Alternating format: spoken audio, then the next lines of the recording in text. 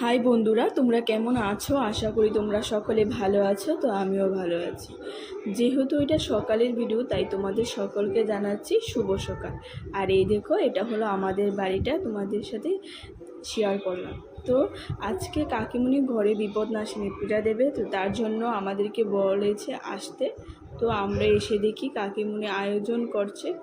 তো যেহেতু আমার ঘরে রান্না বাকি ছিল, তাই আমি ঘরে এসে রান্নাটা করে তারপরে উপরে চলে আসলাম। আর কাকিমুনি কিন্তু পূজা টুজা সেরে এখন চলে যাচ্ছে তেলপান বাসাতে। তো এখন আমি উপরে এসে ঘরটা গুছিয়ে তারপর ঘরটা ঝাড় দিয়ে এখন আমি বারান্দাটা ঝাড় দিচ্ছি। আর আমার বেবিকে কিন্তু ঘুম পাড়িয়ে নিলাম। এখন আমি কাপড় ছিল কিছু সেটা ধুয়ে এবং ছাদে যাব, গিয়ে মেলে দেবো। তো তোমরা আমার পুরো ভিডিওটা দেখতে থাকো, আশা করি ভালো লাগবে।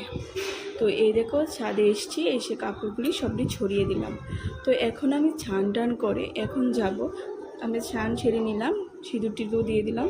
এখন আমি যাব পুজোর নিমন্ত্রণ। তো এই দেখো, এসে গেছি কাকিমণি তারা করে। তো এসে প্রথমে ঠাকুরকে প্রণাম করে তারপর কাকিমণি তেলপান যে ওই দেবে, মাথার মধ্যে তেলপান দিচ্ছে।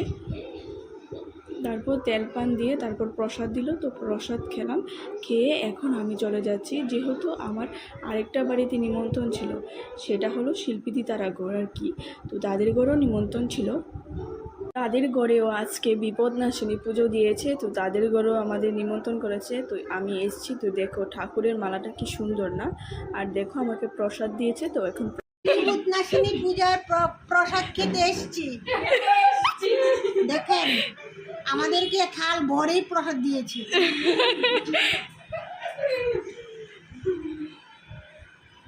তো আমি পূজার প্রসাদ টসাদ খেয়ে এখন ঘরে এসে পড়েছি। আর ভিডিওটা কেমন লেগেছে অবশ্যই জানাবে। তো আজকের মতন টাটা।